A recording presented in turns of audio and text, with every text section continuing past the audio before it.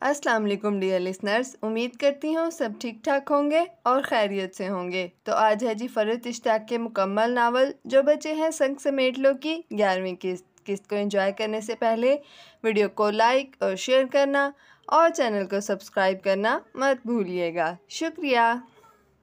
مریم lunch time سے پہلے کافی دیر تک ان کے ساتھ ان کی اسٹڈی میں رہی تھی، ان کی کتابوں کا کلیکشن دیکھتی رہی تھی۔ انہوں نے اپنی چند ایک کتابیں اسے مطالعے کے لیے بھی دے دی تھیں جو ان کی اپنی بہو کے لیے پسندیدگی کا واضح اظہار تھیں۔ ایسے ویسے کسی کو تو ان کی اسٹڈی میں داخل ہونے تک کی اجازت نہ تھی۔ اب تھوڑا ٹائم ہمیں بھی دے دیجیے۔ کھانے کے بعد اس نے مریم سے چھیڑنے والے انداز میں کہا تھا۔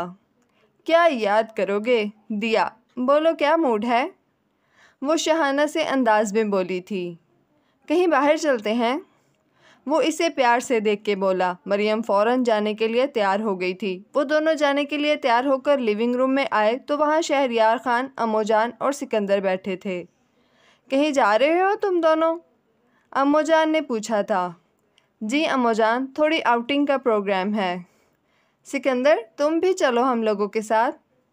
مریم سکندر سے بولی تھی۔ اسے مریم کی اس سے ضرورت سے زیادہ اچھا ہونے پر غصہ آیا تھا۔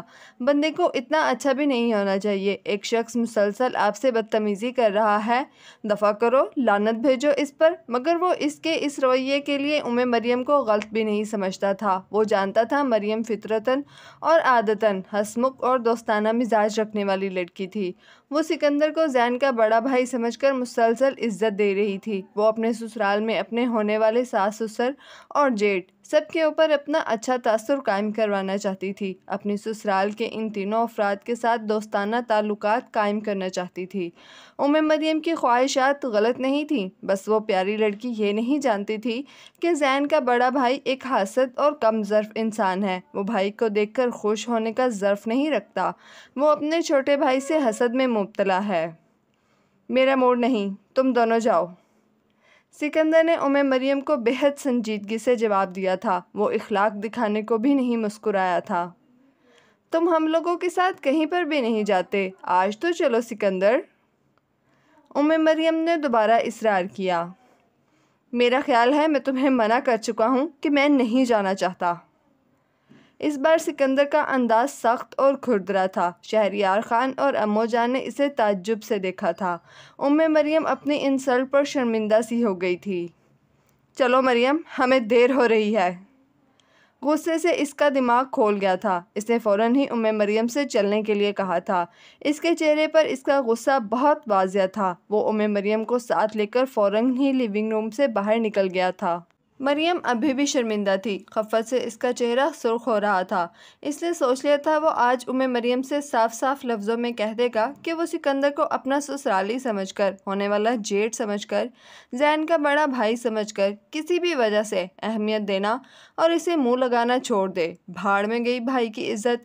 جب اس کے بھائی کو اپنی عزت اور رشتے میں بڑائی کا خیال نہیں تو وہ کب تک مریم کے سامنے اس کی حاسدانہ فطرت پر پردہ رکھ سکتا ہے؟ وہ صاف لفظوں میں مریم سے یہ برحال پھر بھی نہیں کہہ سکتا تھا کہ سکندر کی تم سے بدتمیزی کرنے اور تمہیں اگنور کرنے کی وجہ یہ ہے کہ وہ تم سے بری طرح متاثر ہے اور تم جیسی بے مثال اور غیر معمولی لڑکی اسے نہیں بلکہ مجھے مل گئی ہے۔ اس بات نے اسے جلن اور حسد میں مبتلا کر دیا ہے۔ وہ غصے میں باہر نکلا تھا۔ گاڑی کی چابی سینٹر ٹیبل سے اٹھانا بھول گیا تھا۔ مریم کو پورچ میں کھڑا چھوڑ کر وہ چابی اٹھانے اندر آیا تو امو جان سکندر سے کہہ رہی تھیں۔ سکندر، کیا ہو گیا ہے تمہیں بیٹا؟ گھر آئے مہمان سے کوئی اس طرح بات کرتا ہے؟ وہ مریم صرف مہمان نہیں بلکہ اس گھر کی ہونے والی بہو ہے۔ تمہیں نہیں جانا تھا؟ تم آرام سے بھی منع کر سکتے تھے۔ شہریار خان سگار پیتے ہوئے خاموشی سے سکندر کو دیکھ رہے تھے جو کسی بات پر چڑھا ہوا نظر آ رہا تھا۔ ہونے والی بہو؟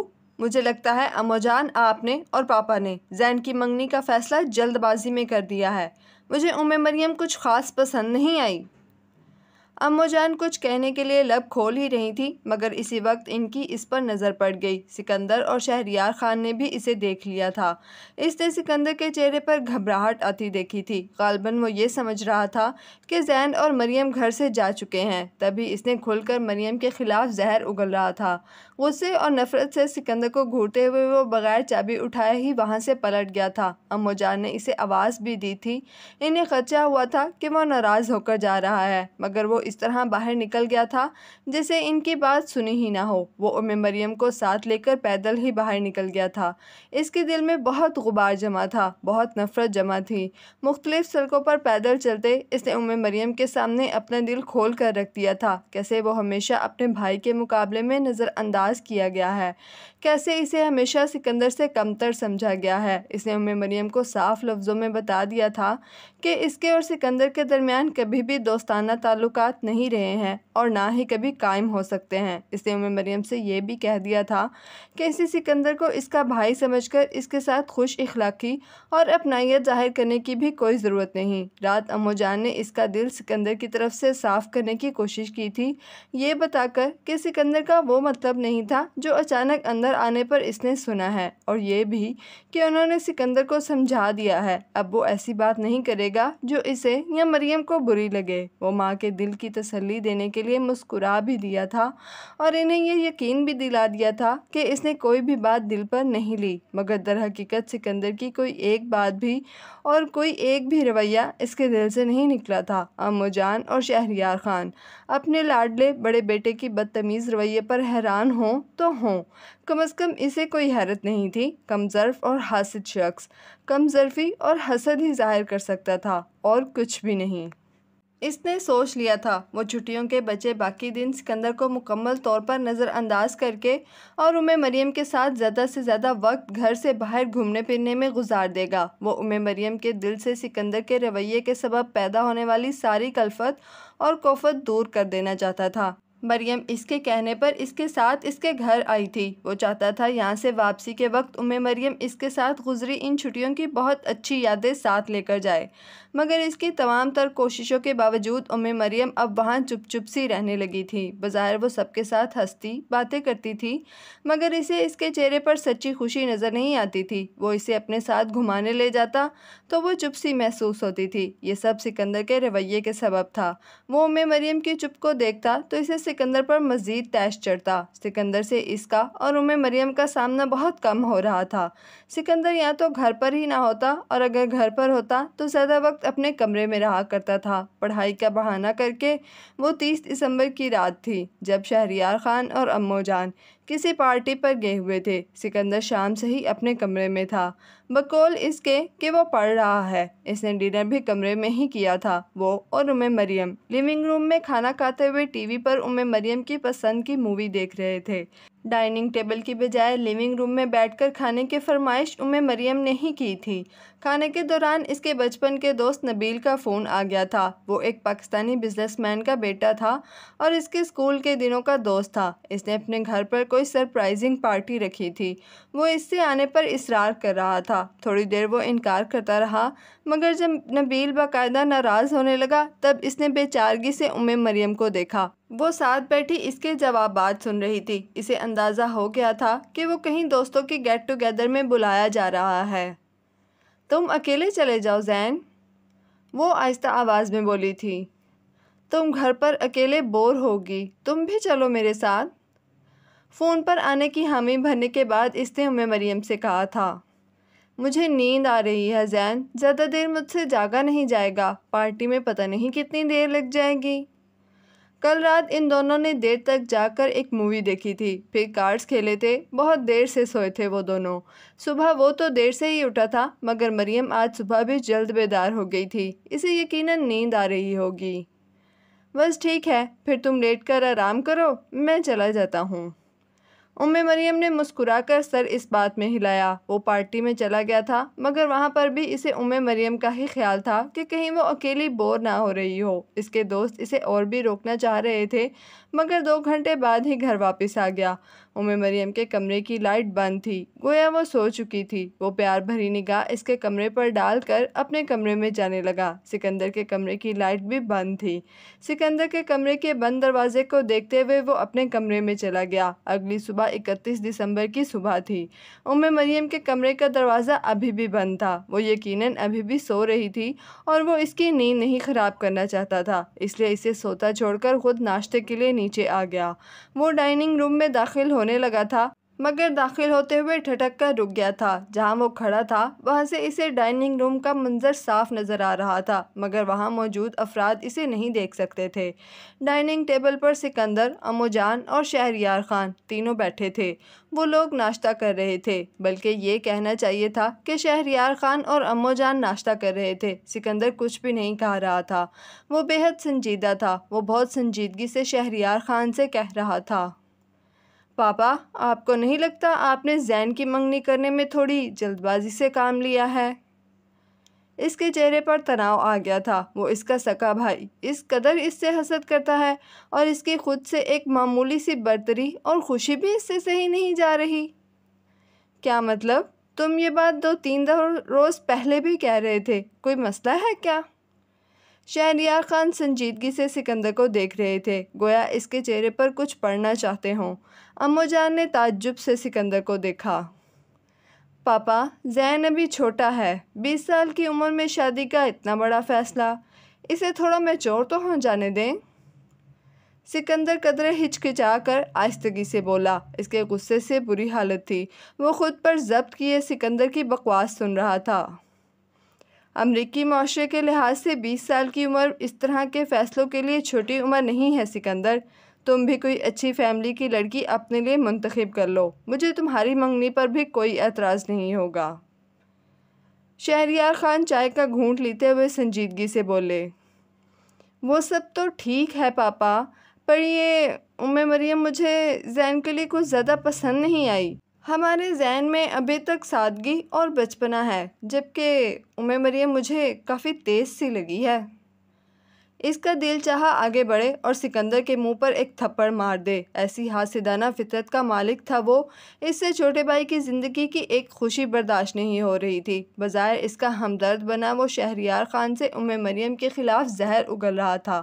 اپنے حسد کو بھائی کی محبت کے لبادے میں لپیٹ کر وہ اس سے اس کی زندگی کی واحد خوشی مریم کو چھین لینا چاہتا تھا۔ یہ تمہاری غلط فہمی اور وہم ہے سکندر، تمہارے کہنے سے پہلے بھی میں محسوس کر رہا ہوں کہ تم زین اور مریم کے رشتے سے خوش نہیں ہو۔ اب تم نے اپنی ناپسندیدگی وجہ بھی بتا دی ہے تو میں تم سے یہی کہوں گا کہ مریم کے متعلق تمہاری آبزرویشن غلط ہے۔ وہ بہت اچھی لڑکی ہے، بہت سلجھی ہوئی ہے اور سمجھدار، ہمارے گھر کی بہو بننے کے لائق۔ مجھے اور آمنہ کو وہ بہت پسند ہے۔ شہریار خان کا جواب بھی اس کے اندر بھڑکتے غصے اور نفرت کو بجھا نہیں سکا تھا۔ وہ اس وقت تو وہاں سے پلٹ گیا مگر جب وہ لوگ ناشتے کی میز سے اٹھ گئے اور سکندر اپنے کمرے میں واپس چلا گیا تب وہ سیدھا اس کے کمرے میں آ گیا۔ اس نے دروازے پر دستک دینے کی زحمت نہیں دی تھی، وہ بہت غصے میں تھا۔ دروازہ دھاڑ سے کھول کر اور پھر اسے زوردار دھماکے سے واپس بند کر کے اندر آ گیا تھا۔ زین، آؤ زین۔ سکندر بیڈ پر بیٹھا کوئی کتاب پڑھ رہا تھا۔ اسے اندر آتا دیکھ کر وہ بے اختیار بیڈ سے اٹھا تھا۔ وہ کئی سالوں بعد سکندر کے کمرے میں آیا تھا۔ سکندر اس سے مصنوعی محبت کا مظاہرہ کرنے کی کوشش کرتا، یوں خوشی سے اس کے نزدیک آیا جیسے اسے اپنے کمرے میں دیکھ کر بے پناہ خوش اور حیران ہوا ہو۔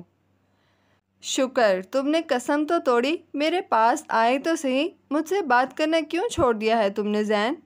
بھائی الگ الگ شہروں میں رہتے ہوں تو کیا ایک دوسرے سے فون پر بھی بات نہیں کرتے؟ اس نے سکندر کی اس جھوٹی محبت اور چاہت کو نفرت سے دیکھا تھا۔ مجھ سے جھوٹی محبت جتانے کی بجائے وہ کہو جو تمہارے دل میں میرے لیے ہے۔ ایک انتہائی حسین اور غیر معمولی ذہین لڑکی کا ساتھ مجھے کیوں مل رہا ہے، اس بات کی تکلیف ہے نا تمہیں؟ وہ نفرت سے پھنکارا۔ سکندر جواباً فوراً ہی رسانیت سے بولا، تمہارا انتخاب درست نہیں ہے زین، کیسے سمجھاؤں تمہیں؟ مریم کسی بھی طرح تمہارے لیے مناسب نہیں ہے۔ میرے لیے کیا مناسب ہے اور کیا غیر مناسب، اس کا فیصلہ میں خود کروں گا، تم نہیں۔ وہ نفرت اور غصے سے اسے دیکھ کر بولا تھا۔ میری ہمدردی کی آڑ میں آئندہ اگر تم نے پاپا اور امو جان سے مریم اور میرے رشتے کے خلاف کچھ کہا تو میں ہرگز برداشت نہیں کروں گا۔ اس نے انگلی اٹھا کر وارننگ دینے والے انداز میں سکندر سے کہا۔ سکندر جواب میں بالکل چپ کھڑا تھا۔ وہ نفرت اور غصے سے اسے دیکھتا پیر پٹکتا اس کے کمرے سے نکل گیا تھا۔ سکندر کو وارننگ دینے، اس کی طبیعت صاف کرنے کے بعد بھی اس کا موڈ ٹھیک نہیں ہوا تھا۔ آخر اس کی جرأت کیسے ہوئی مریم کے خلاف پاپا اور امو جان کے ذہنوں میں زہر انڈیلنے کی، ان کا برین واش کرنے کی۔ مریم سو کر اٹھ گئی تھی۔ اس کی خاطر اس نے زبردستی اپنا موڈ ٹھیک کیا تھا، خود کو ہنستا مسکراتا اور خوش باش ظاہر کیا تھا، مگر مریم کو پتہ نہیں کیا ہوا تھا۔ وہ بہت چپ تھی، اسے فکر ہوئی تھی۔ اس نے اس سے پوچھا تو اس نے بتایا کہ اس کی طبیعت ٹھیک نہیں، اس کے سر میں شدید درد ہے۔ وہ بتا رہی تھی کہ رات میں اسے بخار بھی چڑھ گیا تھا، الٹیاں بھی ہوئی تھیں۔ اس نے ناشتے سے بھی انکار کر دیا تھا، اس کے اصرار پر صرف چائے لے لی تھی۔ مریم کی طبیعت ٹھیک نہیں تھی۔ اب اس کا تو آج پارٹی میں جانا بہت مشکل لگ رہا تھا۔ آج اسے اور مریم کو شہریار خان اور امو جان کے ساتھ نیو ایئر کے حوالے سے ایک پارٹی میں جانا تھا۔ یہ پارٹی جرمن ایمبیسڈر کے گھر پر تھی۔ چونکہ شہریار خان کے ان کے ساتھ قریبی اور دوستانہ مراسم تھے، سو انہوں نے شہریار خان کی ساری فیملی کو پارٹی میں انوائٹ کیا تھا۔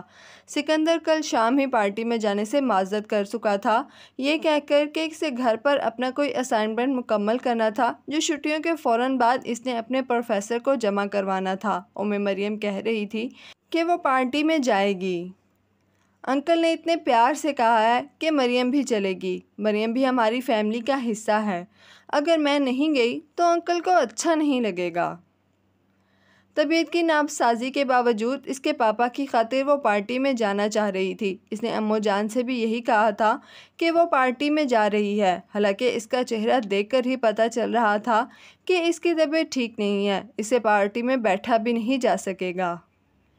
بیٹا تم گھر پر آرام کرو، پارٹی میں جا کر بلا وجہ تھکو گی، طبیعت کہیں زیادہ ہی نہ خراب ہو جائے۔ امو جان نے مریم سے کہا۔ وہ اسے ڈاکٹر کو دکھا کر لے آیا تھا۔ ڈاکٹر نے الٹیاں روکنے کے لیے دوا دے دی تھی۔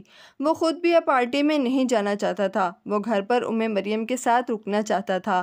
بیماری میں اسے گھر پر اکیلا چھوڑ کر جانے کا اس کا دل نہیں چاہ رہا تھا، مگر مجبوری تھی۔ شہریار خان کے جرمن دوست نے ان کے تمام فیملی ممبرز کو دعوت دی تھی۔ اگر شہریار خان کے بچوں میں سے کوئی بھی ساتھ نہ جاتا تو یقیناً وہ برا مانتے۔ وہ مریم کو دوا دے کر اسے آرام کرنے کی تاکید کر کے شہریار خان اور امو جان کے ساتھ گھر سے روانہ ہوا تھا۔ مریم کو لیونگ روم میں صوفے پر کشنز وغیرہ سے ٹیک لگا کر بیٹھے اور ٹی وی دیکھتا چھوڑ کر آیا تھا۔ جرمن ایمبیسڈر کا گھر ان کے گھر سے کافی دور تھا۔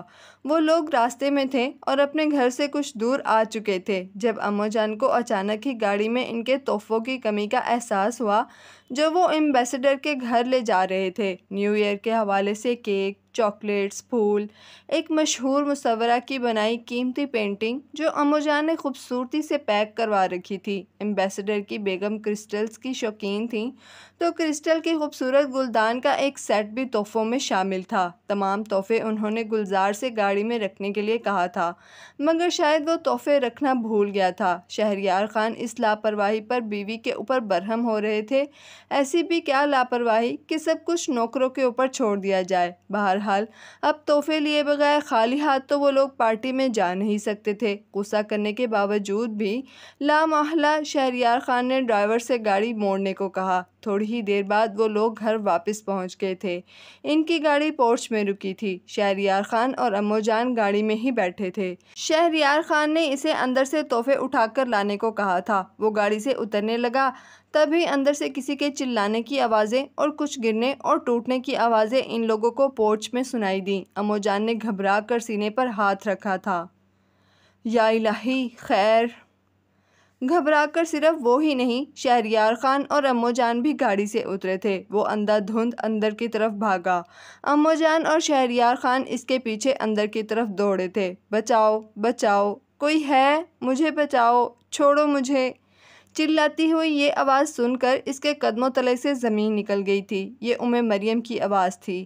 اس کی حالت ایک پل میں غیر ہو گئی تھی۔ 1 سیکنڈ کے اندر وہ گھر کے داخلی دروازے تک پہنچا تھا۔ یہ دروازہ ان کے لیونگ روم میں ہی کھلتا تھا۔ اس نے خوف، پریشانی اور شدید گھبراہٹ کے عالم میں ایک جھٹکے سے دروازہ کھولا۔ لیونگ روم میں داخل ہونے والا سب سے پہلا وہ شخص تھا۔ اس کے پیچھے شہریار خان اور امو جان بھی بھاگتے ہوئے اندر داخل ہوئے تھے۔ وہاں جو منظر اس نے دیکھا، کاش اسے دیکھنے سے پہلے وہ مر گیا ہوتا، کاش وہ مر گیا ہوتا۔ چلاتی، روتی اور خود کو بچاتی مریم کارپیٹ پر سکندر کی گرفت میں پڑی تھی۔ وہ خود کو اس کی گرفت سے چھڑانے کی کوشش کر رہی تھی۔ وہ رو رہی تھی، وہ چلا رہی تھی۔ چھوڑو مجھے، خدا کے لیے مجھے چھوڑ دو، میں تمہارے آگے ہاتھ جوڑتی ہوں سکندر، مجھے چھوڑ دو۔ وہ خود کو سکندر کے مضبوط وجود کے شکنجے سے چھڑانے کے لیے پوری مزاحمت کر رہی تھی۔ وہ چیخ چیخ کر رو رہی تھی۔ وہ سینڈوچز، فروٹس اور کافی پر گزارا کرتی کل شام سے اسٹوڈیو میں تھی۔ پینٹ کرنے کے لیے اس کے اندر کی آرٹسٹ کی طرف پوری طرح بیدار تھی، سو وہ بغیر کسی وقفے کے کام کر رہی تھی۔ نینی چونکہ اس کی اس طرح کی کیفیتوں سے پوری طرح آگاہ تھیں، جو آ کر یہ تو کہہ رہی تھیں کہ وہ رات کا کھانا نیچے آ کر کھا لے، ناشتہ کر لے۔ جب وہ منع کرتی تو کھانا، ناشتہ کینوس سے نظریں ہٹائے بغیر اوپر ہی پہنچائے جانے کی بات ہوتی۔ جب وہ کینوس سے نظریں اٹھائے بغیر اس سے انکار کرتی، تب وہ اس کے لیے سینڈوچز، ناشپاتی اور پھر کافی بنا کر اوپر ہی لے آتی۔ وہ ٹی شرٹ اور ٹریک سوٹ کے ٹراؤزر میں ملبوس تھیں، بالوں کو لپیٹ کر کیچر میں جکڑ رکھا تھا۔ صبح 11 بجے فلورنس کی آرٹ گیلری، جہاں اس کی تصویروں کی نمائش ہونا تھی، اس کے ڈائریکٹر کا فون آ گیا یہ پوچھنے کے لیے کہ اس کی کتنی تصاویر مکمل ہو چکی ہیں۔ انہیں یہ اطمینان دلا کر کہ مقررہ وقت پر وہ اپنا کام پورا کر لے گی، اس نے چند رسمی جملوں کے تبادلے کے بعد فون پر گفتگو ختم کی تھی۔ کال ختم کرتے ہی اسے سکندر کا خیال آیا تھا۔ اس نے اپنی 2 دن کی مصروفیت بتائی تھی اور یہ کہا تھا کہ آنے والے کل وہ اس کے ساتھ جہاں وہ کہے گی جانے کے لیے تیار رہے گا۔ اس نے فوراً ہی سکندر کو کال ملائی تھی۔ Hello Lisa. اس نے فون پر سکندر کی مسکراتی ہوئی آواز سنی۔ اس نے پہلی بیل پر کال ریسیو کی تھی۔ کہاں ہو؟ کیا کر رہی ہو؟ سکندر نے دوستانہ لہجے میں ساتھ ہی مزید پوچھا۔ اسٹوڈیو میں ہوں، پینٹ کر رہی ہوں۔ میں نے تم سے یہ پوچھنے کے لیے فون کیا تھا کہ کیا کل ہم مل رہے ہیں، اور یہ کیا وہ والی کل ہے جس کے لیے تم نے مجھ سے وعدہ کیا تھا کہ ایک پورا دن میرے لیے ہوگا؟ مسکرا کر پوچھتی وہ دروازہ کھول کر باہر بالکنی میں نکل آئی۔ بالوں کی چہرے کے اطراف بکھری لٹوں کو اس نے ہاتھوں سے پیچھے کیا تھا۔ سکندر کی اس بات کے جواب میں دھیرے سے ہنسا۔ ٹھیک ہے، کل وہی والی کل ہے جس میں تم نے مجھے پینٹ کرنا ہے۔ تم یہ بتاؤ چلنا کہاں ہے؟ تم پینٹنگ کہاں بنانا چاہتی ہو؟ جگہ تو وہ اس وقت سے سوچے بیٹھی تھی جب سکندر نے اپنی پینٹنگ بنوانے پر آمادگی ظاہر کی تھی۔ ٹیوولی چلتے ہیں۔ ٹیوولی؟ اچھا ٹھیک ہے، چلنا کب ہے؟ سکندر نے فوراً ہی اس کی بتائی جگہ کے لیے اپنی رضامندی دے دی تھی۔ کل صبح میں تمہیں تمہارے ہوٹل سے پک کر لوں گی۔ اوکے مصورہ، کل میں آپ کے ڈسپوزل پر ہوں گا۔ جو جگہ آپ طے کریں گی، جو وقت آپ مقرر کریں گی۔ سکندر کی قدرے شرارتی سے انداز میں کہی گئی بات کے جواب میں وہ کھلکھلا کر ہنسی۔ اتنے فرمانبردار بنے ہوئے ہو، خیر تو ہے؟ وعدہ نبھا رہا ہوں جو میں نے اپنی رومن فرینڈ سے کیا تھا۔ وہ بھی اس کے ساتھ ہنس رہا تھا۔ تمہاری طبیعت کیسی ہے سکندر؟ تکلیف کم ہوئی؟ میں بالکل ٹھیک ہوں۔ جتنے گھنٹے تم کل مجھے پینٹنگ بنانے کے لیے ایک ہی جگہ، ایک ہی زاویے سے بٹھائے رکھنا چاہو گی، میں بیٹھ جاؤں گا۔ سکندر نے مسکراتے ہوئے اس سے کہا تھا۔ سکندر سے بات ختم کرنے کے بعد وہ بالکنی میں ہی کھڑی کل کا دن پلان کرنے لگی تھی۔ وہ آفس دیر تک رکا تھا۔ اس کے جن کاموں کا حرج ہوا تھا ان دنوں میں وہ مکمل کر چکا تھا۔ جو 2-1 کام مزید اس کے ذمے تھے وہ اسے یہاں پر مکمل کر کے جانے تھے۔ اس نے آج ان کا بھی آغاز کر لیا تھا۔ امید تھی کہ مزید 2 سے 3 دنوں میں وہ اپنے سارے کام مکمل کر کے یہاں سے دوبارہ واپسی کی تیاری کرے گا۔ وہ کل تک بیساکھی کے سہارے چلا تھا اور ہسپتال جا کر پیر کی بینڈیج بھی تبدیل کروا لی تھی۔ آج وہ بغیر بیساکھی کے آفس آیا تھا۔ ٹھیک ہے، ابھی اس کی چال بالکل نارمل نہیں ہوئی تھی، مگر اپنی چوٹ کے مزید چاو چونچلے اٹھانے کا اس کا ہرگز کوئی ارادہ نہ تھا۔ ہوٹل واپس آ کر کمرے میں ہی رات کا کھانا کھانے کے بعد اس نے اپنے پیر کی بینڈیج کھولتے، زخم کو صاف کرتے، دوا لگاتے، بینڈیج کرتے، چاہے اسے جتنی بھی مشکل ہوئی تھی، جتنا بھی درد ہوا تھا، اسے اس سے کوئی فرق نہیں پڑتا تھا۔ ڈاکٹر کی ہدایت کے مطابق وہ کوئی احتیاط نہیں کر رہا تھا، مگر وہ جانتا تھا کہ اس کی لاپرواہی اور بد احتیاطی کے باوجود بھی وہ مکمل طور پر ٹھیک ہو جائے گا۔ وہ چاہے جتنا بھی بیمار ہو جاتا، چاہے اس کی کتنی بھی خطرناک چوٹیں کیوں نہ لگ جاتی، وہ ہمیشہ ٹھیک ہو جاتا تھا۔ وہ واقعی بہت ڈھیٹ تھا، اسے کچھ بھی نہیں ہوتا تھا۔ وہ جانتا تھا وہ اب کی بار بھی مکمل طور پر ٹھیک ہو جائے گا، چاہے وہ زخم کی سرے سے بینڈیج کرنا ہی کیوں نہ چھوڑ دے۔ اس کی جتنی ڈھیٹ اور سخت جان بھی شاید ہی کوئی دوسرا ہوگا۔ بینڈیج کرنے کے دوران بجائے درد اور تکلیف کو محسوس کرنے کے وہ تلخی سے مسکراتا، خود اپنے آپ پر ہنستا رہا تھا۔ لیزا نے صبح 8:30 بجے تک نکلنے کے لیے کہا تھا۔ 8:15 کے قریب وہ جانے کے لیے تیار ہو جانے کے بعد نکل آیا تھا۔ اس کا رخ اپنے ہوٹل سے نزدیک ایک بار کی جانب تھا۔ وہ بار میں آ گیا تھا۔ وہاں جلدی جلدی ناشتہ کرتے رومن مرد اور عورتوں کو اپنے اپنے کام پر پہنچنے کی عجلت تھی۔ وہ کاؤنٹر کے سامنے آ گیا۔ کاؤنٹر کے دوسری طرف کھڑے بوڑھے اٹالین بار ٹینڈر سے اس نے اپنے لیے رومنوں کی طرح ہی کافی اور ڈونٹ کا آرڈر کرنا تھا۔ وہ لیزا سے کتنی اٹالین سیکھ پایا تھا، آج اس کا امتحان تھا۔ بار ٹینڈر نے بوئن جورنو کہہ کر مسکراتے ہوئے اسے کیا چاہیے پوچھا تھا۔ کافی کیسی چاہیے؟ یہ آرڈر اس نے آسانی سے ٹوٹے پھوٹے لفظوں میں کر دیا تھا۔ وہاں ڈونٹس کے لیے اسے اشاروں کی زبان سے کام لینا پڑا تھا۔ اس کی کیا قیمت ہے؟ یہ کتنے کا ہے؟ کتنے پیسے ادا کرنے پڑیں گے؟ اس کے لیے لیزا کیا بولتی تھی؟ وہ اس نے بہت غور سے سن رکھا تھا۔ اس نے خود اعتمادی سے بار ٹینڈر سے کوسٹا کوئنٹو پوچھا تھا، دل ہی دل میں خود کو شاباشی بھی دی تھی۔ وہ اٹلی میں اپنا ناشتہ ٹوٹی پھوٹی ہی صحیح اٹالین میں آرڈر کرنے کے قابل ہو گیا تھا۔ وہ اس بات پر بچگانہ سی خوشی محسوس کرنے پر خود پر ہنسا بھی تھا۔ خالص رومنوں کی طرح کاؤنٹر کے سامنے ہی اسٹول پر اپنی کافی اور ڈونٹ لے کر بیٹھ گیا تھا۔ ابھی اس نے ڈونٹ ہاتھ میں اٹھایا ہی تھا کہ اس کے موبائل پر لیزا کی کال آ گئی۔ میں نے سوچا تمہیں بتا دوں کہ میں گھر سے نکل گئی ہوں، 10 منٹ میں تمہارے ہوٹل ہوں گی، اس نے بتایا تھا۔ ہوٹل سے ذرا آگے چلی آنا، اس نے کافی کا گھونٹ لیتے ہوئے اس سے کہا۔ کیا مطلب؟ مطلب یہ کہ میں، جب تم روم میں ہو تو رومیوں کی طرح رہو کہ مقولے پر عمل کرتے ہوئے تم رومنس کی طرح بار میں بیٹھ کر ناشتہ کر رہا ہوں۔ وہ مسکرا کر خوش دلی سے بولا۔ ویری انٹرسٹنگ، لیزا نے خوش ہو کر کہا۔ میں نے خود اپنے لیے ناشتہ آرڈر کیا، وہ بھی اٹالین میں، کیا تمہیں یقین آ رہا ہے؟ خود کو شاباشی دینے کے بعد جیسے اسے اب لیزا سے بھی اس کارنامے پر تعریف وصول کرنا تھی۔ مکمل جملے نہیں بول سکا، مگر ٹوٹے پھوٹے لفظوں میں نے بار ٹینڈر کو اپنی بات سمجھا ہی دی۔ وہ ہنس کر اپنا کارنامہ بیان کر رہا تھا۔ یہ تو واقعی قابل تعریف بات ہے۔ میں آپ کی اس ذہانت پر آپ سے بری طرح امپریس ہو گئی ہوں، سینیور سکندر۔ لیزا جیسے اس کی بات کا لطف لیتے ہوئے ہنسی تھی۔ اوکے، تم اپنا ناشتہ ختم کرو، اتنی دیر میں پہنچ رہی ہوں۔ بہت سکون سے بیٹھ کر اس نے کافی اور ڈونٹ کو انجوائے کیا۔ اس کے بعد وہ بار کے دروازے کے باہر آ کر کھڑا ہو گیا۔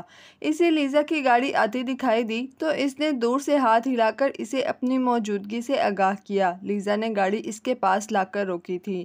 اس نے براؤن سفاری پینٹ کے ساتھ گرین کلر کا ڈھیلا ڈھالا سا ٹاپ پہن رکھا تھا، بالوں کی پونی بنا رکھی تھی۔ وہ ہمیشہ کی طرح خوبصورت لگ رہی تھی، اسٹائلش لگ رہی تھی، رومن لگ رہی تھی۔ آج بھی اس نے اپنے حلیے پر ذرا زیادہ دھیان دیا تھا۔ آج لیزا نے اسے پینٹ کرنا تھا، ورنہ آج کون سا آفس جانا تھا، سوچ کر شاید اس نے شیو بھی نہیں کرنی تھی۔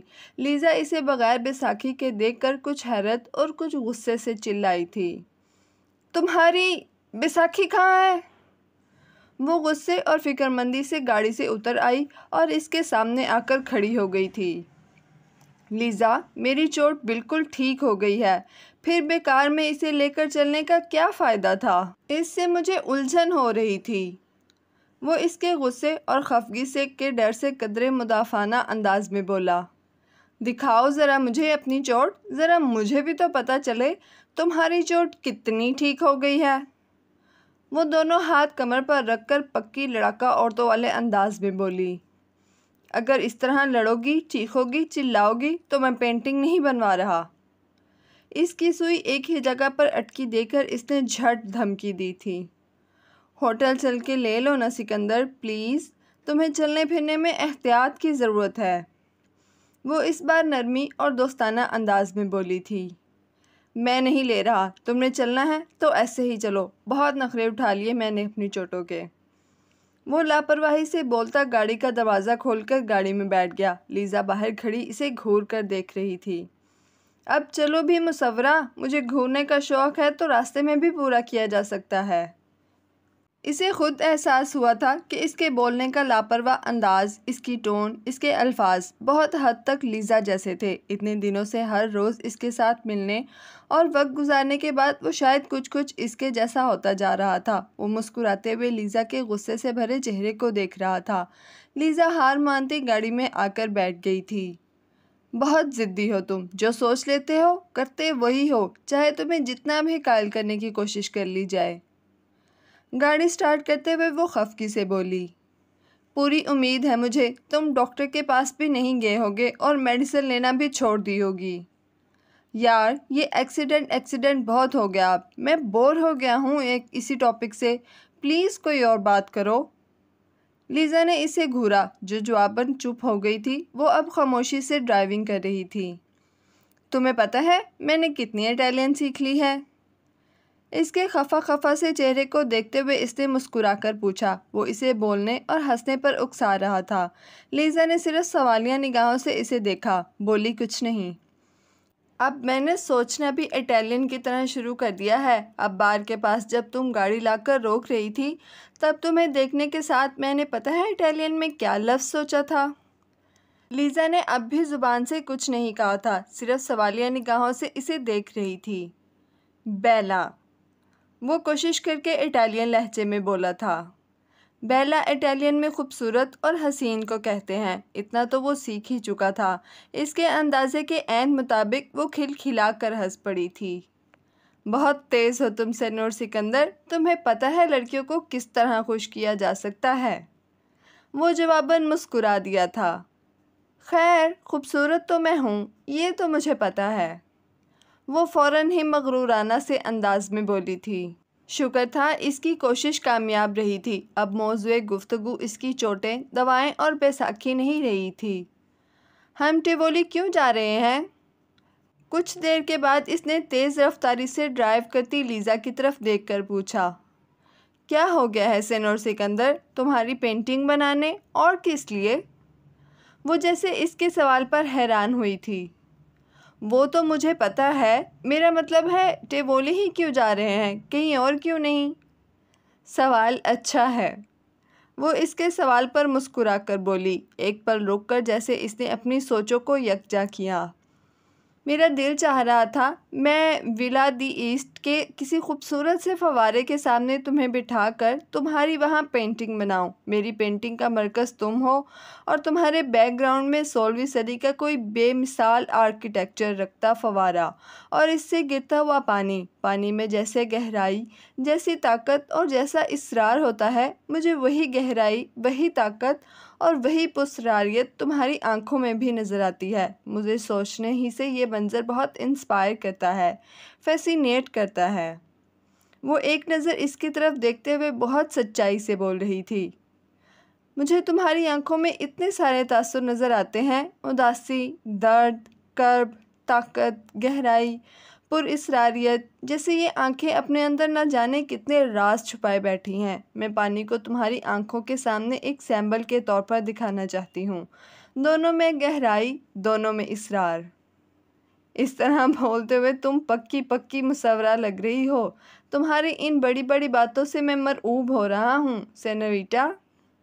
لیزا کی سنجیدگی کے جواب میں وہ ہنسا۔ لیزا نے اسے ان نظروں سے دیکھا تھا جیسے اس سے براہ راست کچھ پوچھنا چاہتی ہو، مگر اس نے سکندر کی آنکھوں کا وہ تنبیہی تاثر فوراً پڑھ لیا تھا کہ وہ اس سے اس کی ذات اور ذاتی زندگی کے بارے میں کچھ نہ پوچھے۔ وہ چپ ہو گئی تھی۔ کچھ دیر وہ دونوں چپ رہے تھے۔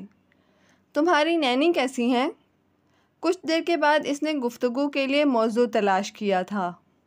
ٹھیک ہے، تمہیں دعا پیار کہلوایا ہے انہوں نے، اور یہ بھی کہا ہے کہ تم ہوٹل واپس جانے کے بعد سے ہمارے گھر کیوں نہیں آئے ہو، اور ہمارا آج جانے کا مقصد گو کہ تمہاری پینٹنگ بنانا ہے، مگر نینی نے ہمیں اس میں پکنک کا مزہ فراہم کرنے کے لیے بڑی زبردست پکنک باسکٹ تیار کر کے دی ہے۔ ٹیوولی میں جب ہم لنچ کریں گے تب تم دیکھنا نینی نے کتنے مزے کی چیزیں ہمارے کھانے کے لیے تیار کر کے بھیجی ہیں۔ اس نے سکندر کے کسی رویے کی وجہ سے کچھ محسوس کیا ہے، یہ تاثر دیے بغیر وہ مسکرا کر بولی، باتیں کرتے، ہلکی آواز میں میوزک سنتے۔ لیزا کی فاسٹ ڈرائیونگ کے سبب وہ روم سے باہر اس خوبصورت اور پرفضا اہل ٹاؤن پہنچ گئے تھے۔ پہاڑی علاقہ ہونے کے سبب ٹائیوولی کا موسم، وہاں کی آب و ہوا روم سے زیادہ خوشگوار اور پرفضا تھی۔ یوں ہی تو نہیں ٹائیوولی 16ویں صدی سے رومنوں کی پسندیدہ ریزورٹ رہی ہے۔ رومن بادشاہوں کے محلات کے ساتھ بنائے گئے یہ گارڈنز پوری اٹلی میں سب سے خوبصورت اور سب سے منفرد گارڈنز مانے جاتے ہیں۔ ہنرمندی، کاریگری، مہارت، خوبصورتی اور حسن کا شاہکار، آرکیٹیکٹس کی مہارت کا منہ بولتا ثبوت۔ یہ باغات اور 500 فوارے دیکھنے والوں کو مبہوت کر دیا کرتے تھے۔ ان فواروں کی تخلیق میں 16ویں صدی کے آرکیٹیکٹس، سنگ تراشوں اور مجسمہ سازوں کی بے مثال مہارت اور ہنرمندی جھلکتی تھی۔ روم میں سیاحوں کے شور ہنگامے، گہما گہمی اور رش سے دور یہ ایک خاموش اور پرفضا ٹاؤن تھا۔ وہ دونوں گاڑی سے اتر رہے تھے۔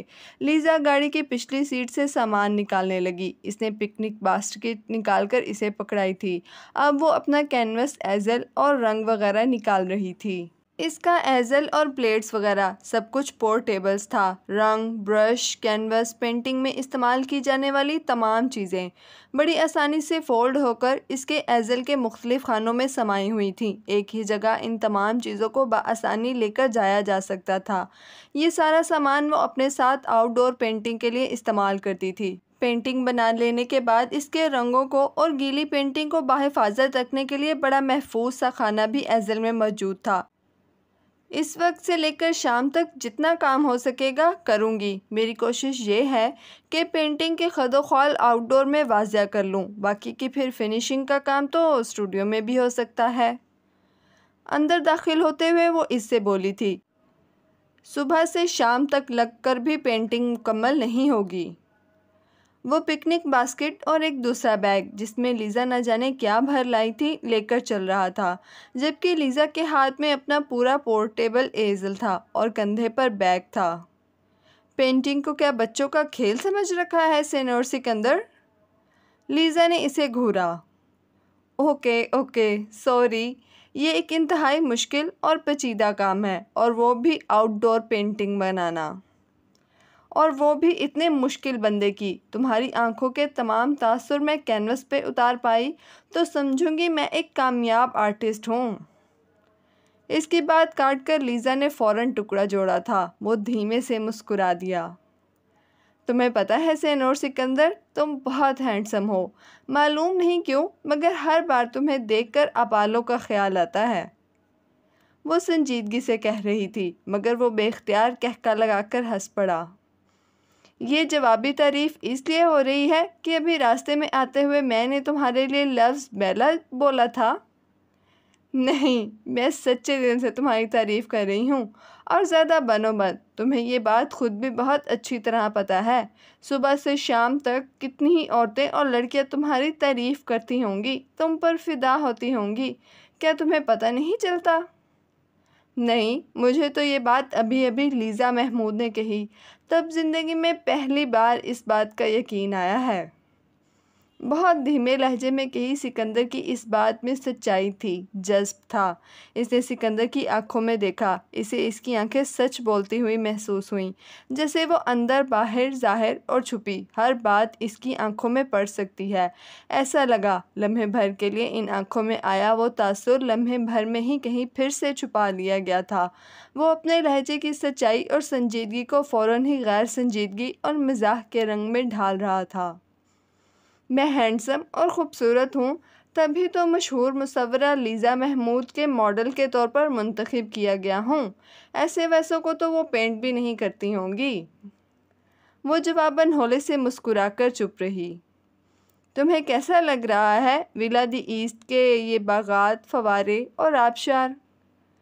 अंदर आने के बाद वो दोनों पत्थरों से बने एक खूबसूरत रास्ते पर चल रहे थे, जिसके एक तरफ सब्जा ही सब्जा और दूसरी तरफ छोटे छोटे 100 फव्वारे थे, एक दूसरे के साथ मुंसलिक, ऊपर नीचे 3 कतारों में बने फव्वारों के दरमियान में भी सब्जा था, और इस सब्जे के साथ थोड़े थोड़े फासले पर लिलीज और उकाब की अशकाल आर्किटेक्ट्स ने पत्थरों से तराश कर बनाई थी। इन जानवरों और फूलों के मुंह से पानी बड़े खूबसूरत अंदाज में गिर रहा था। ऊपर वाली कतार से पानी नीचे वाली कतार में लगे फव्वारों पर गिर रहा था, फिर इससे नीचे वाली कतार में, और फिर वहाँ से ये सारा पानी एक खूबसूरत से नाले में जाकर गिर रहा था। बहुत से सियाह वहाँ खड़े होकर और मुख्तलिफ अंदाज में तस्वीरें बनवा रहे थे। इनके बीच खामोशी जब ज़्यादा तवील होने लगी तो इसने सिकंदर को मुखातिब किया था। वो इसके साथ चलता इनके दाईं तरफ मौजूद इन 100 फव्वारों और वहाँ मौजूद सियाहों को तवज्जो के साथ देख रहा था। इसके सवाल पर गर्दन घुमाकर इसे देखा। तुम्हारे रोमा की तरह तुम्हारा टिवोली भी बहुत खूबसूरत है लीज़ा। इस कदर सब्ज़ा और इस कदर हरियाली, जिस तरफ निगाह उठाओ सब्ज़ा, इर्द गिर्द दूर दूर तक देखो तो सरसब्ज पहाड़ नज़र आते हैं, और अपने अतराफ़ निगाहें दौड़ाओ तो रोमन आर्किटेक्चर का शाहकार, ये बागात, ये फव्वारे और आबशार। ऐसा लग रहा है हम 15वीं-16वीं सदी के रोमन दौर में चले गए हैं। मुझे भी यहाँ आकर हमेशा यही लगता है कि मैं रोमन दौर में चली गई हूँ।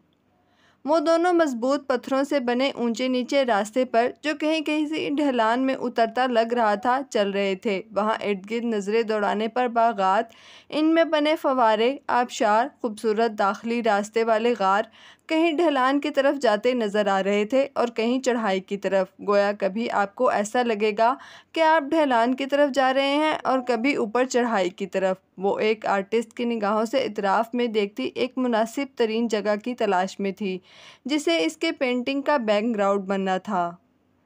हम रास्ते में इतने सारे खूबसूरत फव्वारे छोड़ आए हैं, तुमने इनमें से किसी को भी सिलेक्ट नहीं किया? क्या किसी ख़ास जगह की तलाश है तुम्हें?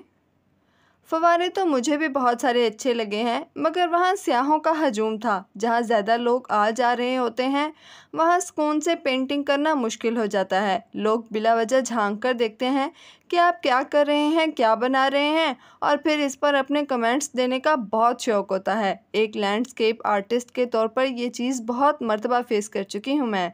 इस दखलंदाजी में खौम-खौफ वक्त ज़ाया होता है, जबकि मेरे पास ज़ाया करने के लिए बिल्कुल भी वक्त नहीं। सेन और सिकंदर बड़ी मुश्किलों से हाथ लगे हैं। दोबारा तो ये मौका नहीं मिलेगा ना मुझे, है ना? इसने मुस्कुराकर कहते हुए सवालिया निगाहें उठाकर सिकंदर को देखा।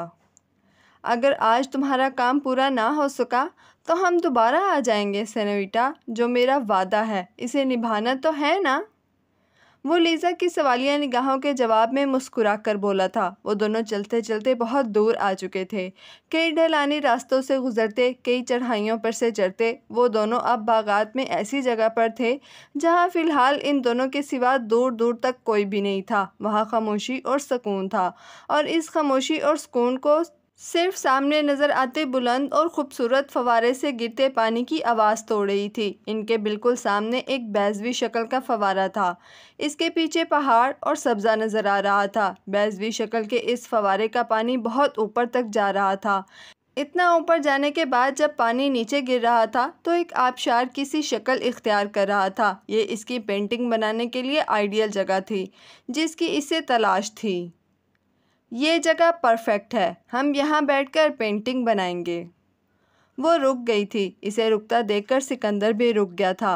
वो वाकई अपने कहे लफ्ज़ों के मुताबिक ख़ुद को इसकी मंशा पर छोड़े हुए था। तुम यहाँ बैठ जाओ सिकंदर, मुझे यहाँ पानी की वो पुरअसरारियत और ताकत नज़र आ रही है जो मुझे अपनी पेंटिंग में पेश करनी है। इसने पूल के आगे एक चौड़ी सी दीवार की तरफ इशारा किया। जो आपका हुक्म मुसव्वरा, वो मुस्कुराकर कहते हुए फ़ौरन ही सामने दीवार पर जाकर बैठ गया था। पूल की दीवार इतनी चौड़ी थी کہ وہ آرام سے اس پر بیٹھ سکے۔ پکنک باسکٹ اور اس کا بیگ سکندر نے ایک طرف رکھ دیا تھا۔ بڑی مہارت اور تیز رفتاری سے اس نے اپنا پورٹیبل ایزل کھولا اور اس پر کینوس کو سیٹ کیا۔ رنگوں اور برشز کا خانہ کھول کر فولڈ ہوئی پلیٹ باہر نکال لی۔ چند منٹوں میں اس کام سے فارغ ہونے کے بعد رنگوں کو مکس کرنے سے پہلے اس نے بیگ میں سے اپنا کیمرہ باہر نکالا۔ پروفیشنل فوٹوگرافرز والا جدید ماڈل کا کیمرہ جو کوئی بھی لینڈسکیپ بناتے وقت ہمیشہ اس کے ساتھ رہا کرتا تھا۔ اس پینٹنگ پر جب میں اسٹوڈیو میں کام کروں گی تب مجھے اس نیچرل تاثر کو لانے کے لیے ان تصاویر کی ضرورت پڑے گی۔ مجھے صبح کی اس روشنی میں تمہاری پینٹنگ بنانی ہے۔ میری پینٹنگ میں لائٹ میرے سبجیکٹ اور بیک گراؤنڈ میں کہاں، کس جگہ اور کس طرف پڑنی چاہیے، اس کے لیے مجھے صبح کے وقت کھینچی ان تصویروں سے مدد لینی پڑے گی۔ ابھی پھر جیسے جیسے دوپہر اور شام ہوگی تو پھر روشنی تم پر اور بیک گراؤنڈ پر کسی اور انداز میں پڑنے لگے گی، جبکہ مجھے اپنی پینٹنگ میں سن لائٹ ایسی ہی دکھانی ہے جیسی ابھی ہے۔ مجھے تو یہ باتیں سمجھ میں نہیں آتی ہیں مصورہ، جو تم مناسب سمجھو۔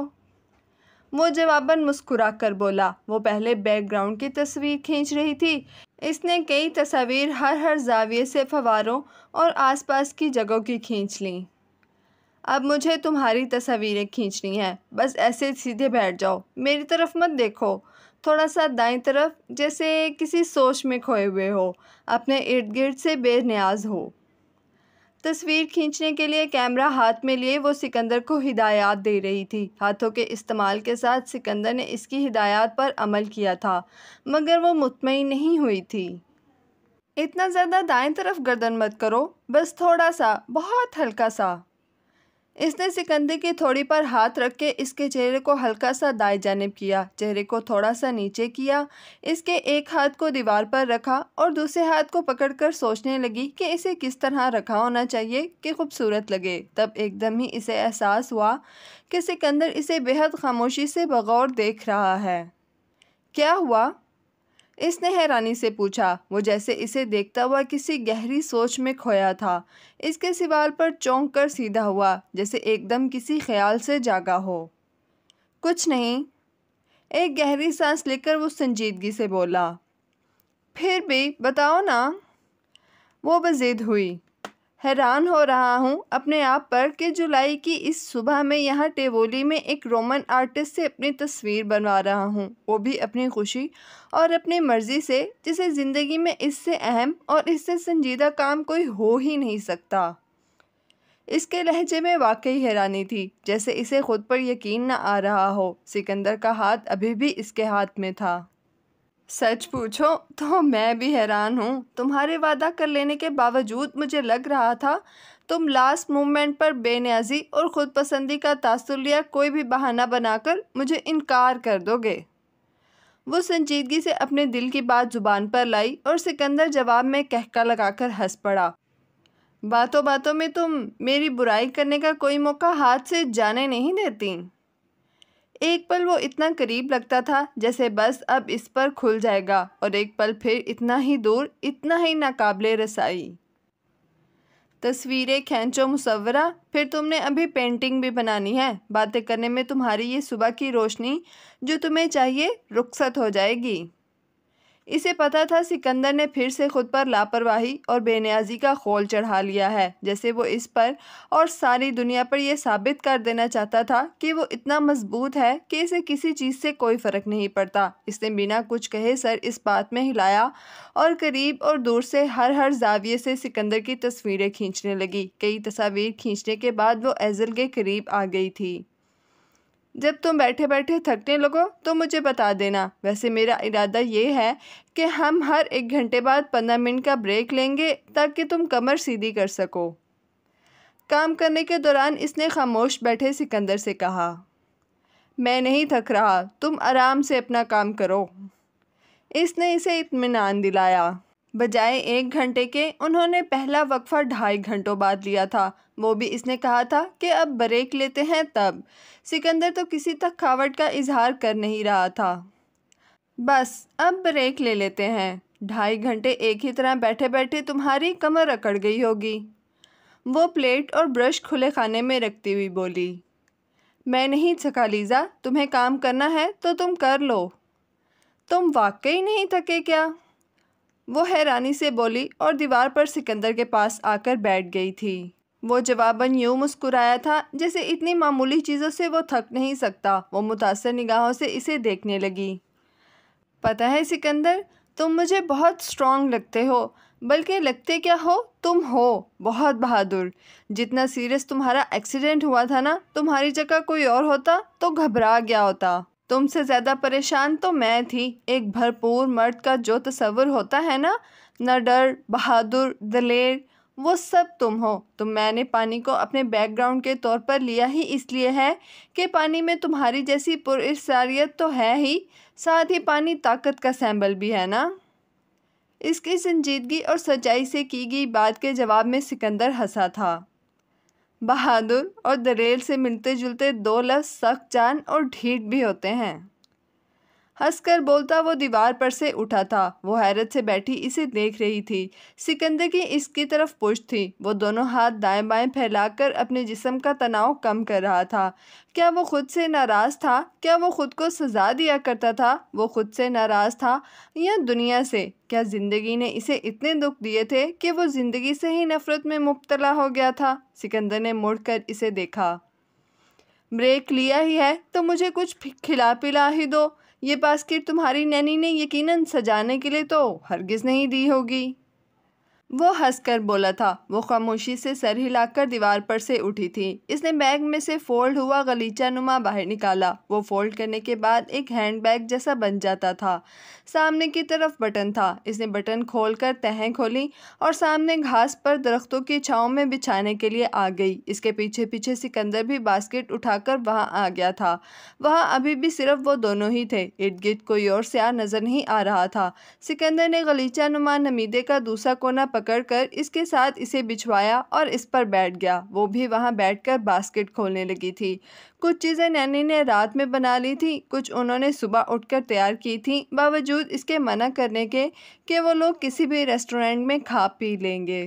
مختلف باکسز کو کھولتے ہوئے وہ نینی کی خود سے محبت پر مسکرا رہی تھی۔ ایک باکس میں مشروم پاستا تھا، ایک میں بھاپ میں پکی چکن لیگز، ایک میں سینڈوچز، ایک میں نینی کا خود بیک کیا فروٹ کیک اور براؤنیز، ساتھ میں جوس کے کین اور تھرموس میں چائے۔ اس نے پیپر پلیٹ سکندر کے ہاتھ میں پکڑائی تھی۔ مزہ آ گیا یار، یہ تو واقعی پکنک ہو گئی۔ سکندر اپنی پلیٹ میں پاستا نکالتے ہوئے بولا تھا۔ یہاں کی زیادہ تر جگہیں ورلڈ ہیریٹیج سائٹس قرار دی جا چکی ہیں، اس لیے آج یہاں پینٹنگ بنانے اور اس طرح بیٹھ کر کھانے پینے کے لیے میں خاص طور پر اجازت نامہ لے کر آئی ہوں کہ کہیں کسی کو کوئی اعتراض نہ ہو جائے۔ یہاں آرٹسٹوں کی بہت قدر کی جاتی ہے، اس لیے مجھے صرف ایک نہیں بلکہ پورے ایک ہفتے کے لیے اجازت مل گئی ہے کہ یہاں دل چاہے جہاں پینٹنگ بناؤں۔ اس نے اپنی پلیٹ میں چکن لیگ ڈالتے ہوئے سکندر کو بتایا۔ یہ جگہ کتنی اچھی لگ رہی ہے نا لیزا، کتنا سکون ہے یہاں۔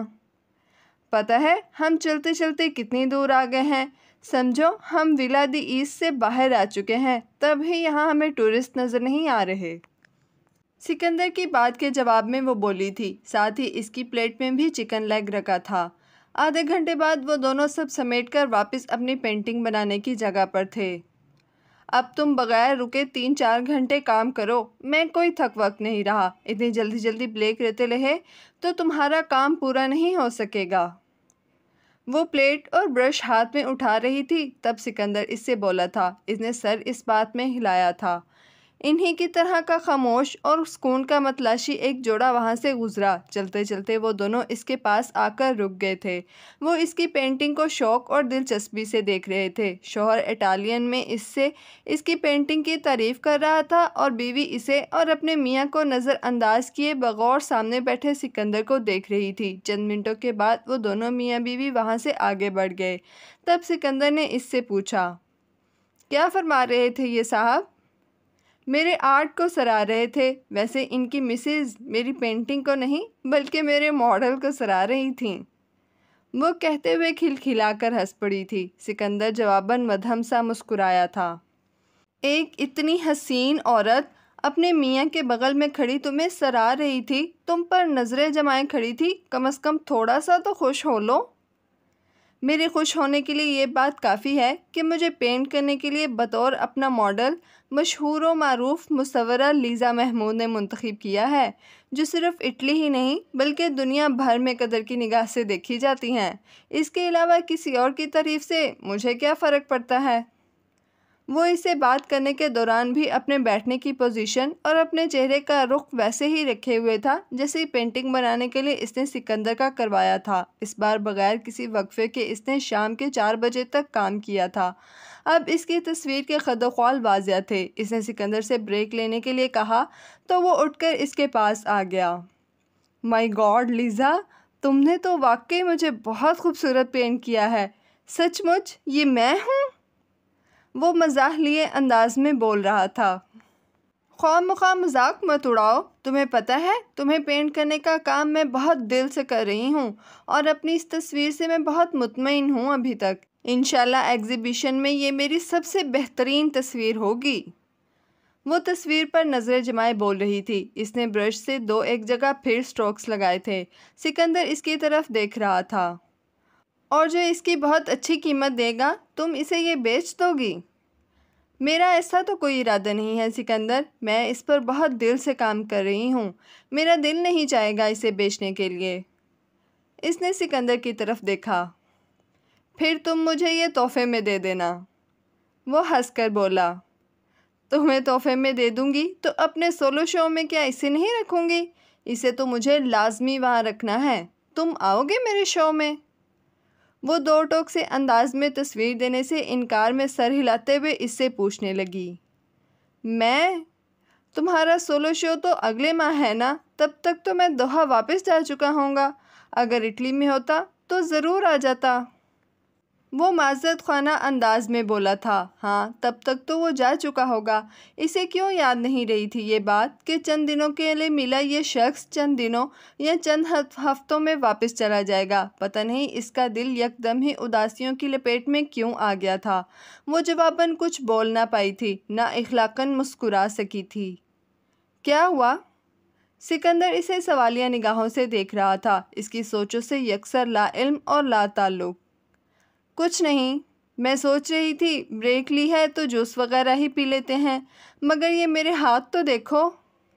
وہ تصویر بناتے وقت جتنا کام برشز اور اپنے نائف سے لیتی تھی اتنا ہی بے دریغ استعمال اپنے ہاتھوں کا بھی کرتی تھی۔ اس کے دائیں ہاتھ کی انگلیاں مختلف رنگوں سے سجی تھیں۔ وہ لوگ اتنی دور آ چکے تھے کہ یہاں کوئی واش رومز وغیرہ نہیں تھے۔ سکندر نے باسکٹ سے پانی کی بوتل نکالی تھی۔ لاؤ میں تمہارے ہاتھ دھلوا دوں۔ ارد گرد کی جگہ خراب نہ ہو، اس لیے وہ ایک بڑے سے ویسٹ بن کے پاس آ کر اس پر ہاتھ رکھ کر کھڑی ہوئی تھی۔ سکندر نے بوتل سے پانی نکال کر اس کے ہاتھ دھلوا دیے تھے۔ جوس لیتے ہوئے انہوں نے کچھ دیر وہاں چہل قدمی کی۔ 15 منٹ بعد وہ دونوں واپس اپنی سابقہ پوزیشن پر آ گئے تھے۔